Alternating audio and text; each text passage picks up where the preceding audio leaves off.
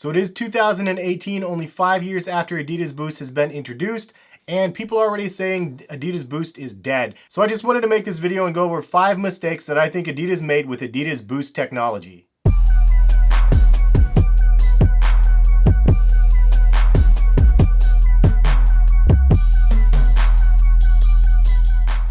What is going on, guys? Hess here from CollectiveKicks.com. If you guys want to shop this week's top sneaker deals, check the link in the description. Right now, there's actually a lot of really good deals on Nike. It's actually 25% extra off of clearance, which is always a great deal when you can find stuff like that. I posted like dozens and dozens of deals in the description, so go check out the website Collective Kicks if you guys are interested in any of those. In today's video, I just wanted to cover the top 5 mistakes that I think Adidas made with Adidas Boost technology. Now please note, obviously I'm still a huge fan of the Adidas Boost technology. This video is more for a conversation piece, but I personally love the products, so I'm going to stand by the products no matter what, even if the hype is completely dead, which it's not, obviously, but there's definitely a lot of hype that's dwindled because of a lot of different reasons that hopefully we'll cover some in this video. And because of the decline in hype, now is actually a really good time to buy Adidas Boost if you guys are interested. Finally, we're seeing some discounted prices. Ultra Boost, Uncaged STs for as low as $126, Pure Boost for $50 to $70, and even NMDs for under $100, which is a great price point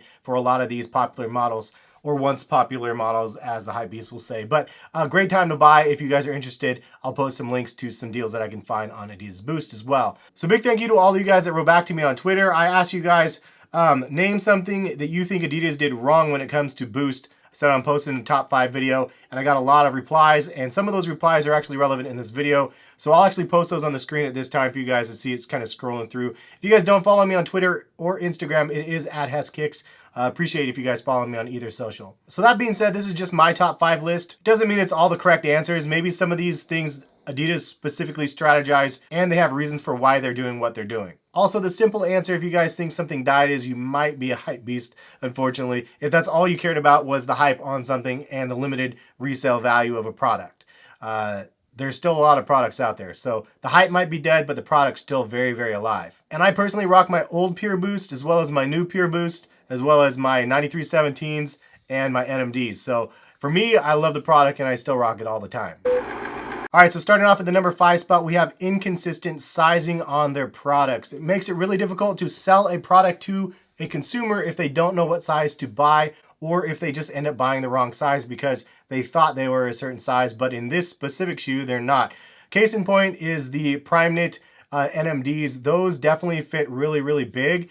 And a lot of people went true to size on those, and then they end up being like sometimes a size too big for some people.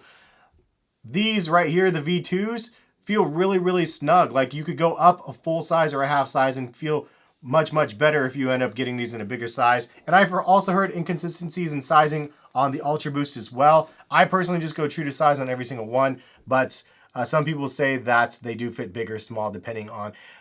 Bottom line is it shouldn't be that difficult to determine the right size for your shoe, and especially when you have a Prime Knit version of an NMD and a regular version, and to have them be potentially a sizing off on the shoe is just kind of weird. They definitely need to get a grip on that if they want better consumption in the future. And to be fair to Adidas, Nike has the same problem on certain models. Some shoes fit bigger and smaller depending on the model. The best thing you can do is reach out on Twitter and just ask people, or tweet somebody that has a larger following and ask them the sizing on something, and they might retweet it to other people, and you might be able to find your answer that way if you don't know for sure before you buy. Otherwise, just go into the store and try them on in person if you have the opportunity.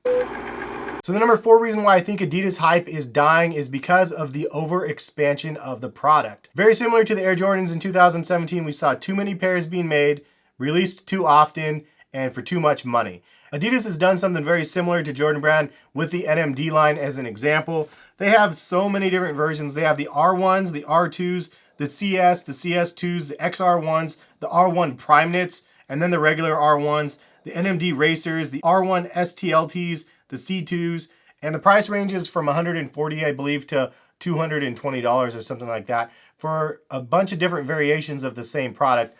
And they all have a very, very similar molding on the sole. So to the general consumer, it feels like they kind of overexpanded everything and just released too many and way too many colorways and very similar colorways for lots of different things. Lots of similar black and white colorways for different collaborations. It just really watered down a lot of the releases to the point where something like this ended up releasing, and these didn't even sell out. You could still buy these right now, and I personally really dig this colorway. It's a super nice Ultra Boost Luxe release, but it just got no love, which I'm honestly really baffled by, because it's very similar to the cream colorway, but the hype just was not there on this colorway. I personally like the earth tone sort of colorways, and that's why I bought this one. Also, this is like my favorite V2 just because of the color. It's, even though this is the most released, it's my favorite color. And the overexpansion point even happened to the flagship line, which is the Yeezys, and they ended up releasing a ton of different colorways of Yeezys towards the end of last year, and in mass amounts, and it definitely took a nosedive for the resale. So they were selling for $600 or $700, and then maybe low fours at one point, but now they're like $320, $350 or so for some of the V2s, which actually is a good thing, in my opinion, for the consumers out there to actually try the product for the first time. In my opinion, Adidas needed to do a better job of identifying what was the flagship models, which is the major GRs, and then introduce more of a knockdown sort of version of that product. The fact that the NMDs are across the board released in tons of different colorways just was kind of off-putting, and that was the biggest decline that we saw, I think, in 2017, was the hype on the NMD. A lot of you guys mentioned this to me as well. The hype on the NMD just completely died, and again, part of the reason why is because they just released too many colorways, too many different models, and they just saturated the market without differentiating what is more of the sought-after stuff versus what is the stuff that they want to sit on shelves. It's a really delicate balance to be able to identify those type of things, but I think if they did a better job controlling that and controlling the hype in a sense, then the hype would still be there on some of the products. So the number 3 reason is that I think that there's a general consensus out there that real runners don't run in Boost. I think that that is kind of something that hurts the brand in a sense, because they have a flagship product that was made specifically for running, which was the Ultra Boost. And then they ended up taking that and it went super sideways and went to people like me, the consumers that just want to be able to wear pairs of shoes every single day and not necessarily want to run in the shoes. So when I do other running shoe reviews and I compare them to the Ultra Boost, a lot of people flame me because they're like, those aren't real running shoes. And I think that that kind of hurts the brand in a sense a little bit, because it's not looked at as a serious running product. Now, I might be completely wrong, because I know that they have a lot of different marathon running shoes. I don't know what the average Boost shoe is that the normal runner goes to. If you guys have a preference, please leave a comment in the comment section. It just doesn't seem to get a lot of hype behind some of those running shoes like the Ultra Boost ended up getting. So the thing that I think that Adidas can do to improve upon this is to set aside another flagship model and really promote it as the king of the crop running shoe, not like the Ultra Boost, but something else, and make that be the one that generates all of the focus. One thing that Nike did with the Zoom Vaporfly 4% is they have that Zoom X technology, and in the middle of here is actually a carbon fiber plate sandwiched between the two. So when you rock off this hard carbon fiber plate that you cannot bend the other direction, you could see it's like hard as a rock. When you catapult off the front, it feels like a catapult because it's literally taking the foam and pushing it together as you spring off of the ground. I think that if Adidas ended up taking that sort of mentality and had a carbon fiber plate in the middle, sandwiched between Boost, I think that the responsiveness would be uncomparable to anything out there. Even the Zoom X, personally, I think that it would be something else. But who's to say how Adidas is going to innovate Boost at this point, or are they just going to focus on other things like 4D? So the number 2 reason why I think that the hype on Boost has been dying is because it seems that Adidas got into the habit of slapping Boost onto any model, whether or not it actually had any value to the shoe or not. Case in point is I had 2 pairs of shoes that I did a review on a long time ago, and they're 2 iconic shoes, the Adidas Stan Smith and the Superstars. Both of them, they had a Boost version, and the Stan Smiths you could sort of feel the Boost in. The Superstars were terrible. You couldn't feel the Boost at all. They were just adding Boost into the shoe to say it had Boost in it. Meanwhile, you couldn't actually feel it. And it's Teddy actually mentioned something, if you guys saw that in the thread. But it's a really good point, and it's something that I actually already had down, because I think that that is really a trickery sort of thing. It's like, gotcha, got Boost on this one, but you can't even feel it. Like, that's gimmicky to that point. It's really not a gimmicky product, but they were making it in ways where it felt like a gimmick. So what I wrote down before my conversation with Teddy is I said, I personally like the concept, but I do recognize that execution is tough and it's off-putting to some, but more importantly, if you can't feel the benefits of the Boost when adding it to the product line, it might not be worth adding. And that's really what he mentioned as well. It's super important for them to be organic with the way that they're introducing it into products, or at least deploy it in a way where it's actually impactful. All right, so we made it to the #1 spot on this countdown. If you guys are enjoying the video, if you guys can take a minute and hit the thumbs up button, it is much appreciated when you do that, especially on these Top 5 Tuesday videos, because it's really a dedication point for me to be able to actually post these videos on Tuesday with family commitments and work commitments and everything else. So let's go ahead and get into it. #1 reason. This is for me personally, it might not be your #1, but for me, they really needed to make Adidas NMDs and Adidas Ultra Boost available on My Adidas 24/7. They needed to be able to offer these products on My Adidas so we can actually create the products that we want. To be able to design something one of one and very unique, which is something I've done on Nike ID a ton. It would be really awesome if Adidas did the same thing with My Adidas in the flagship models to some capacity. Now I know it's really tough because then it takes away from their inline products and they're selling these one-off sort of things online, but those one-off things online could become a cult following themselves. If you have enough people that actually go on and create something awesome, then other people will follow and they'll want to buy the same product if it's really, really dope. I remember with the Kyrie ones, I did a Nike mag sort of theme, like the Back to the Future shoes, and so many people actually ended up buying that. They actually ended up taking that product and putting it on the design page. It was pre-designed on Nike's website for Nike ID. That was the coolest moment for me to be able to see one of my original concepts that I made show up like that. And I think that that helped generate more sales of that specific product, but Adidas could have done that.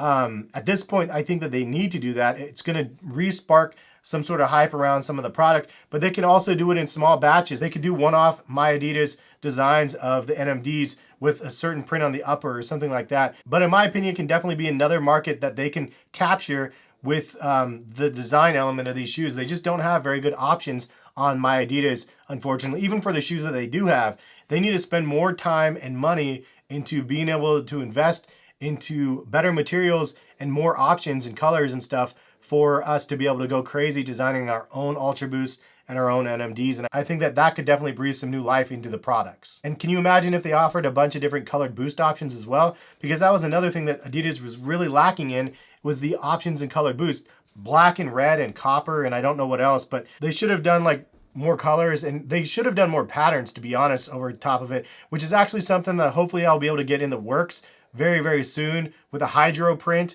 of Adidas Boost done in like a bunch of crazy different things that I'm working on with some people locally. So hopefully you guys will see some of that soon. But it basically takes the Boost and it will make this a crazy pattern, whatever I decide to put on it. But it would be really awesome to have some sort of crazy print on the Boost material. It would definitely liven up the shoe quite a bit. So that would be something that Adidas could eventually offer. Similar to what Nike did with the Galaxy Foamposites.